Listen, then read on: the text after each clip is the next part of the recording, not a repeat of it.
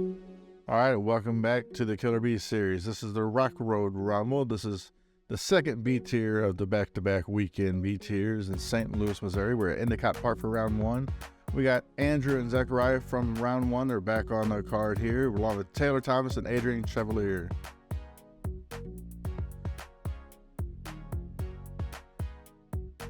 Big shout out to Alan Hooper and Taylor for doing the commentary on the passage. They weren't able to get together for both events, so I'll take it from here. Hole one here, Endicott 257 par 3. This basket location kind of setting off to the right of the tee here, giving players forehand gap or backhand gap options.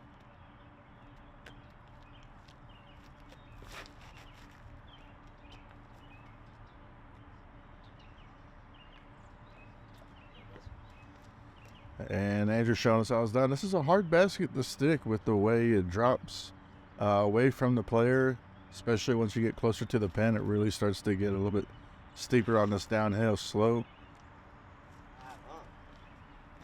Even with Zackeriath's shot coming in early, it still skipped kind of farther. It's another one of those older courses with pretty good hard pack. There wasn't, the grounds weren't too soaked, so by the time we got there on Sunday, it was playing tough for this park. That's already hard enough.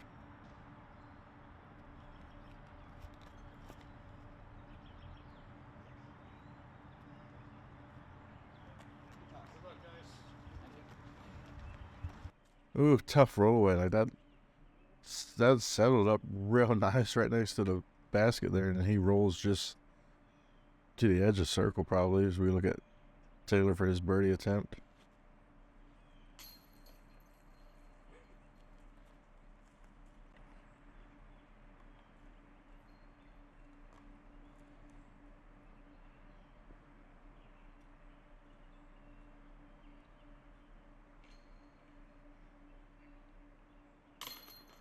Well done. Almost no chains needed.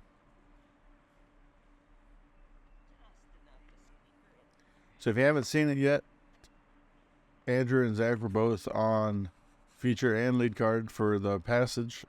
That event happened the day before this one. 4 rounds of disc golf in 2 days on 4 challenging courses. Like each having their own little thing that I mean, just to navigate that much disc golf over the weekend for players playing both events.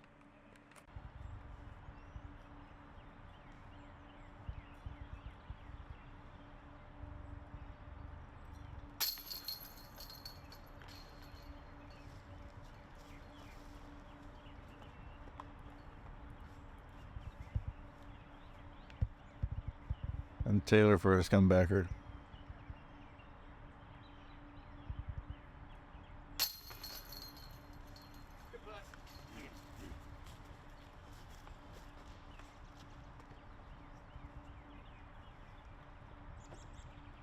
Hole one here seen 12 birdies on the day and no double bogeys, with I'd say over 80% of the field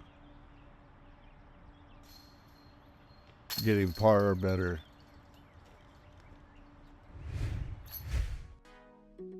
All right, right into hole two, 420-foot par 3, all the way uphill.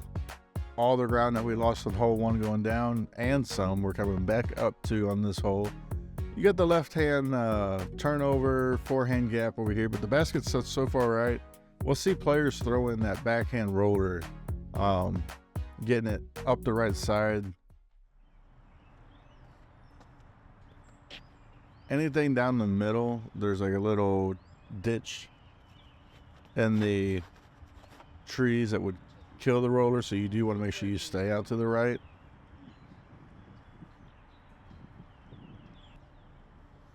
I wouldn't call it so much of a ditch, it's just the way the hills come together there.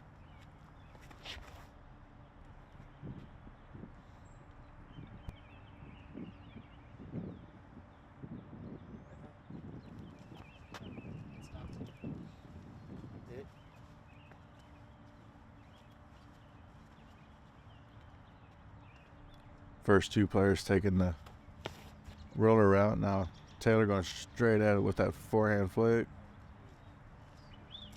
Well done. Got to pass the guardian trees, and he'll have a look, a long look for 2 here.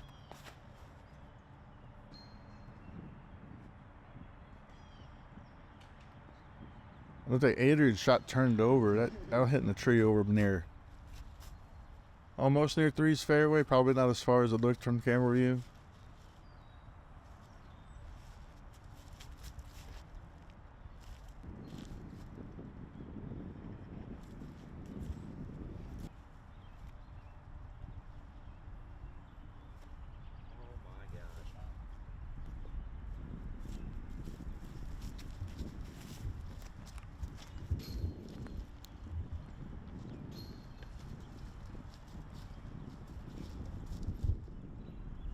Yeah, Adrian didn't get as far right as I initially thought he was.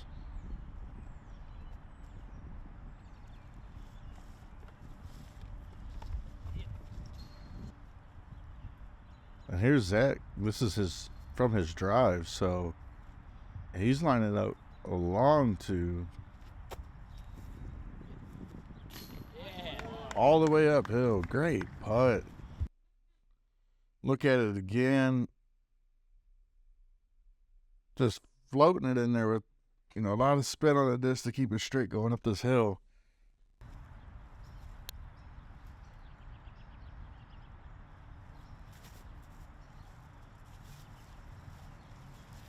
That path long, you got to be cautious of it. This hole had played .39 over par, which understandably at 420-foot par 3 all the way uphill. Zackeriath Johnson's birdie was the only one for MPO on the day.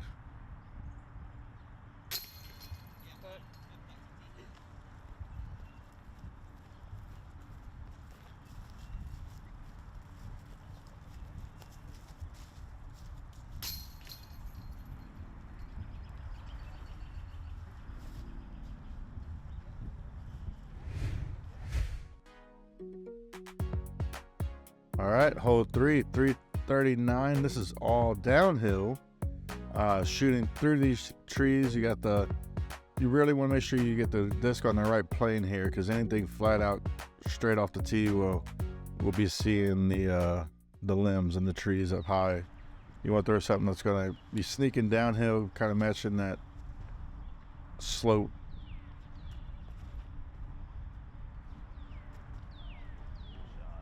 Just as Zackeriath did it.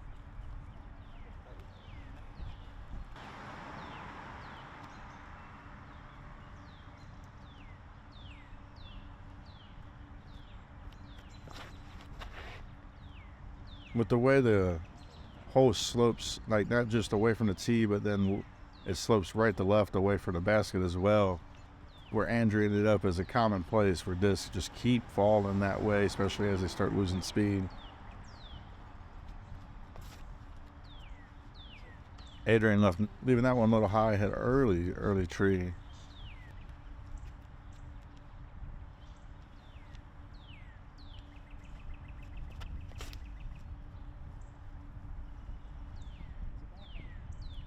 Taylor left that one kind of high too. It did get caught up on a limb, but it kept forward progress. Looks like he'll have a C2 putt for it.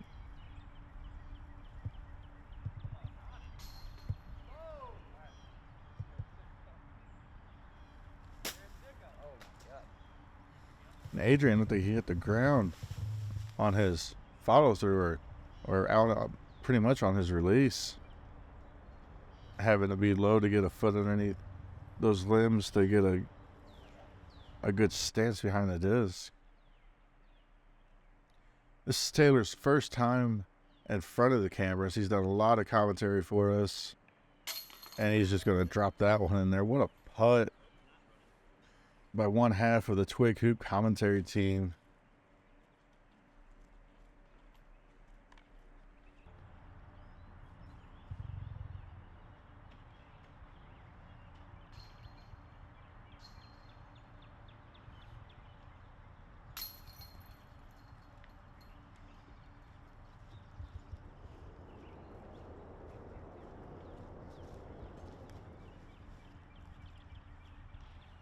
So to Zach now to go 3 down through 3 here at Endicott.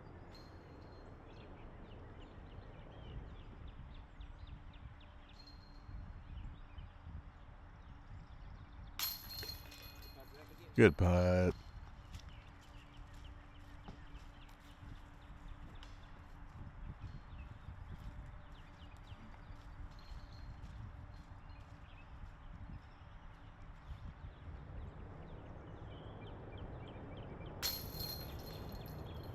So you hear the jets taking off. The Rock Road Rumble is a little bit closer to the airport than Sioux Passage, and that's going to become a common theme over the course of these 2 rounds right here, especially when we get to Carrollton Park, which is neighbors with the St. Louis airport.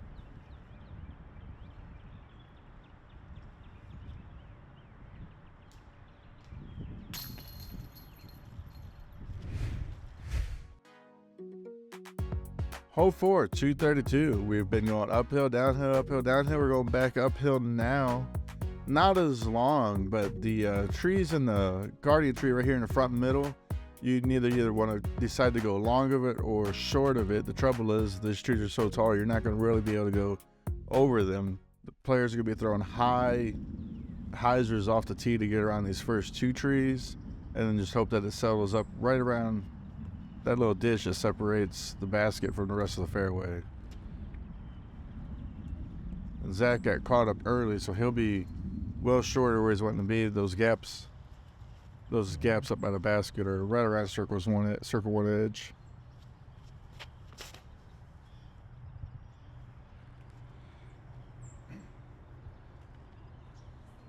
And that's a great landing spot for most people here on hole 4. Just getting to that opening and having little to contend with once you're there. Andrew getting this one plenty wide enough himself, and he'll be right in there with Taylor. We have seen players in previous coverage go left of that second tree, kind of trying to take a more straight approach at it. I'd say that the most successful route would be the high one, because you can push further up, at least by getting pinned high. It takes a really powerful low throw to get it on that left side there. As we watch Zach with his upshot, Adrian for birdie. He's got some limbs hanging out in the way. Good bid.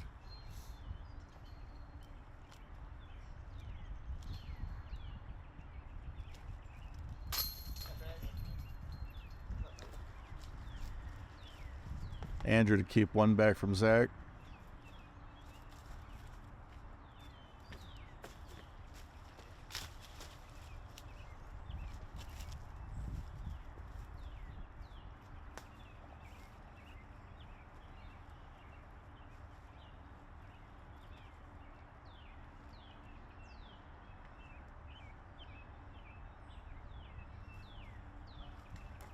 Just left a little right. That would have been nice going, getting it back after that rough start on hole 2. Back under par. Now coming from the other side, as you can tell, the way that limb from that tree is growing out, it's really obstructing the basket depending on how far one way or the other direction you are, and it's definitely something that he's going to have to look at to get underneath. Once you find that spot, it's not much of a challenge, but it's just knowing that you got to throw a putt. It's going to be low, and if he was a little bit, from our camera view, a little bit further up into the right, it would have definitely been an angle to have to work with.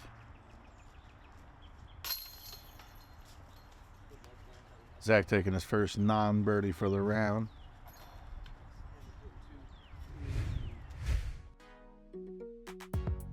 Hole 5 going downhill. This one a little bit more open than the previous ones until you get right around circle's edge. The pin's playing in this shorter position right here than there's the few longer ones that we've seen. The 305 feet though downhill, it's going to be hard to keep a disc from moving. You're going to have to really throw something that's just going to settle a little early, or try to be settling early so you don't go blowing past it. As you can see, like, settling early is not going to be a guaranteed park job, but it will definitely keep you from going 40, 50 long.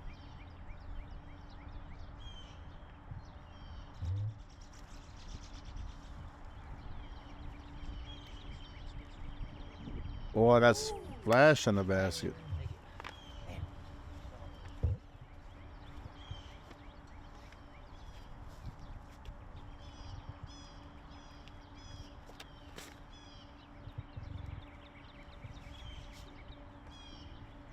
Taylor getting caught on the trees on the right, just left it a little too wide.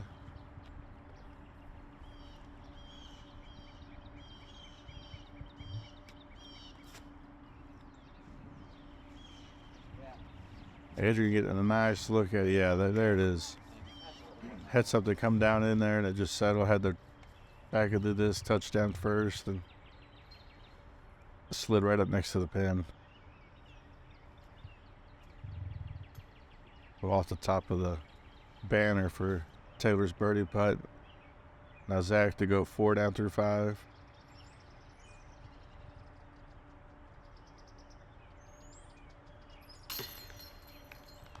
Well done, putt.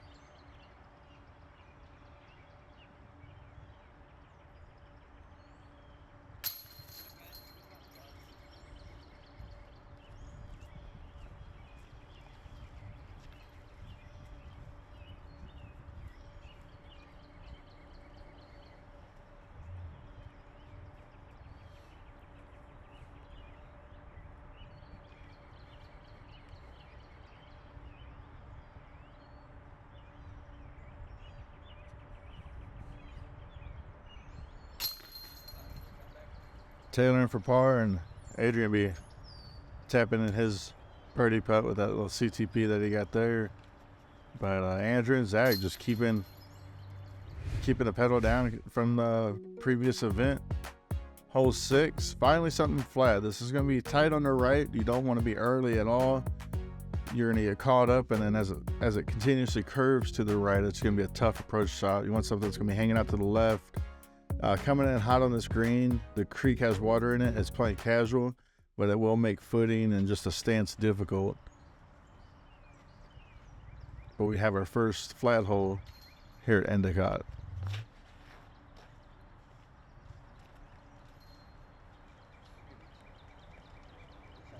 And that's all you got to do, Andrew says. Just throw it out there, let it turn over, slide up to the pin. Not too hard.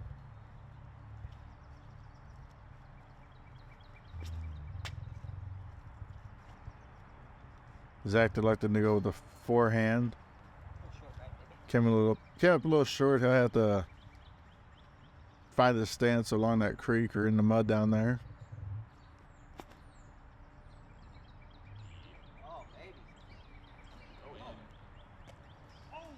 Adrian's looked really well. It looked like it was going to be cut off to the right, but then it just floated out there. It held a good flat line to push, and it pushed just left of the basket. Taylor's a little high out the hand. He'll be over there well across the creek, so he'll have to contend with the limbs coming back. Footing's not the issue. It's just trying to find a way through all that.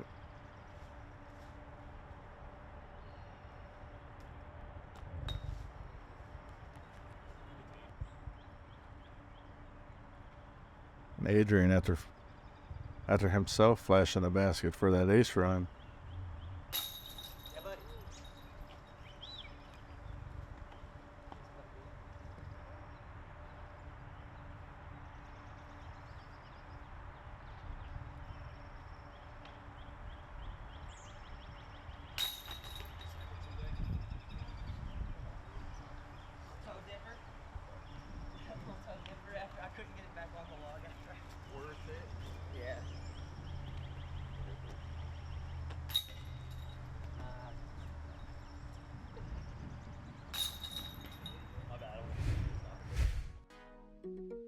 Hole 7, 346, par 3. Fairly straight, slightly uphill to the middle of the hole before it kind of levels back out here.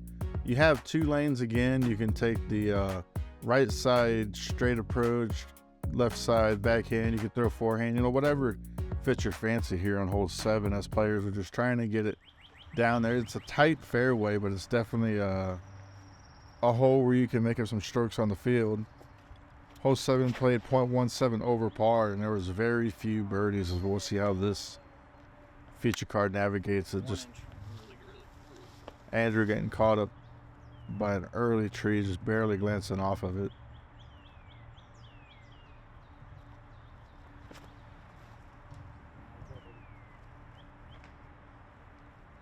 And Zach with the same tree too, being knocked down, almost getting all the way through that line.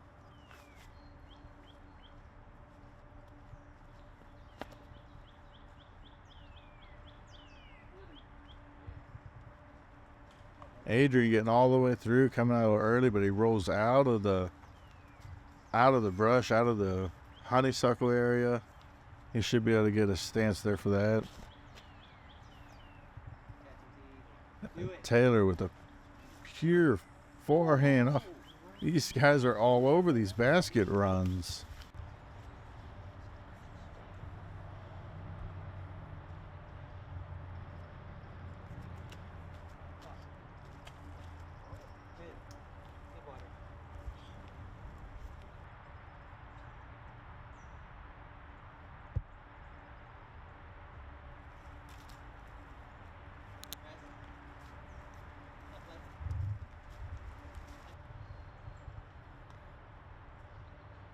So he rolled out, just not enough for a good clean look at it.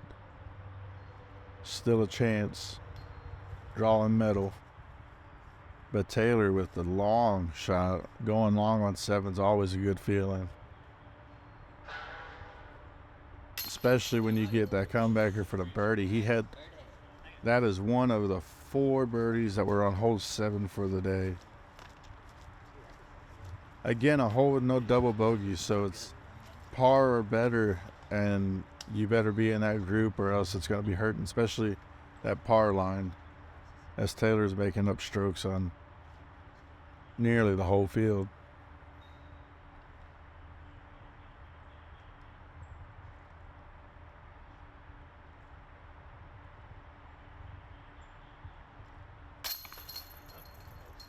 Yeah, that's what I'm thinking. Was he paying? I paid him. But if it was paying. I counted mine off. Hole 7 was the 3rd hardest hole in the tournament. Again, without the double bogeys, it's so hard to get through this hole for the birdie. At 346, it's definitely within everybody's wheelhouse. It's just a lot of navigating down the middle of that fairway, left or right of those trees that our players are getting caught up in. So we go from 3rd hardest hole to 3rd easiest hole now. Hole 8, 291, just straight out the gap, right at this basket. It kind of slopes right to left, so you're throwing back half hyzers or righty backhand shots are thrown into the hillside, something that's going to catch a disc, slow it down.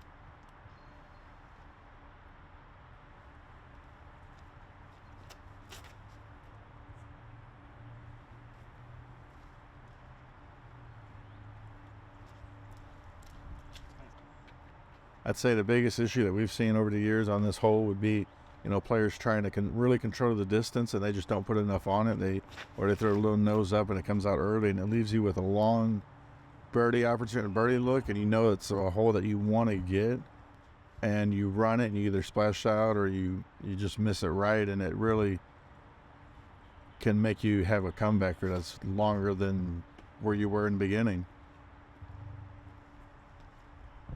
Adrian just put another one up around the pole.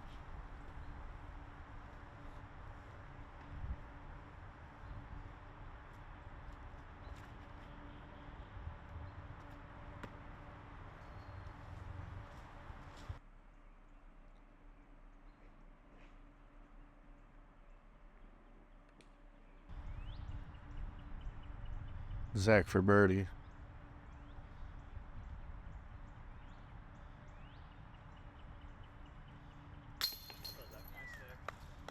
5 down through 8. And now Andrew to keep the tie going, to match the pace.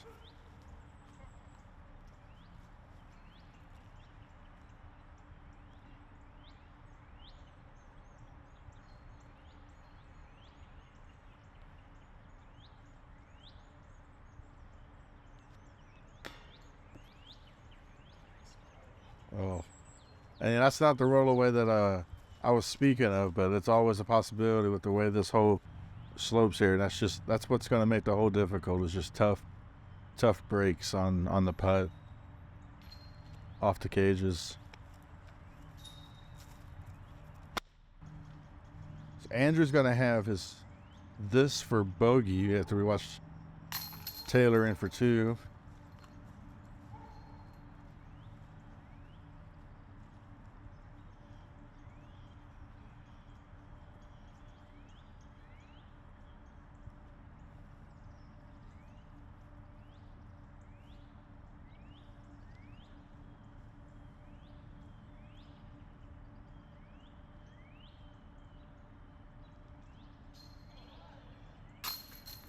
And with that bogey, Andrew has parred or bettered 43 straight holes. And then on the 44th hole of this 4-round weekend, we see him card his first bogey. Hole 9, 297. We're going back uphill again. The pin's in a shorter position than the previous years. As you can see right here, it's straight off the tee. And I think, the difficulty of this hole is going to come in with just that deceiving factor of how straight it is. And, if players thinking it's just right there, you throw something that's going to float up there and you accidentally turn it over, turn it 2 nose up. So we'll see how they navigate this hole. But being a shorty, I think that this is going to be within everybody's wheelhouse.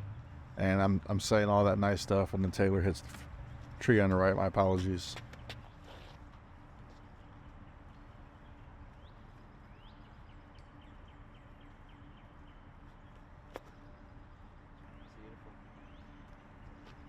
Do it. Woo! Good toss.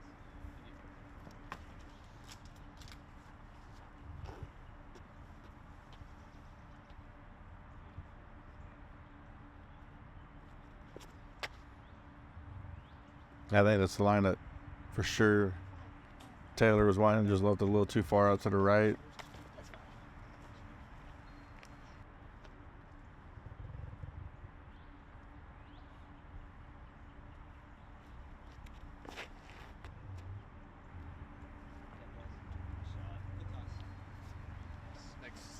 And that is money. That is the staple of a Andrew Presnell round right there. Just backhand, just slowly turning.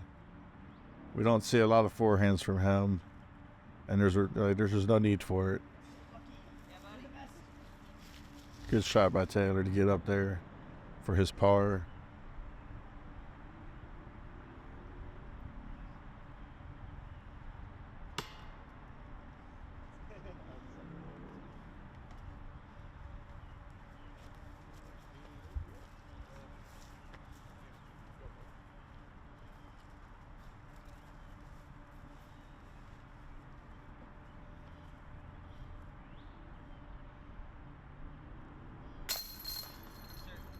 Well done by Adrian.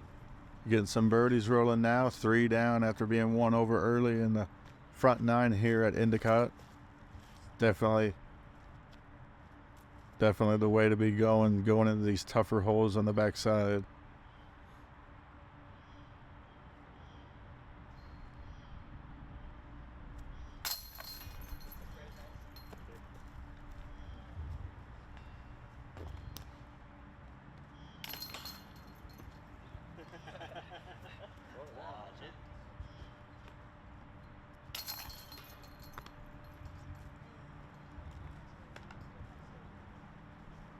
All right, we're through 9.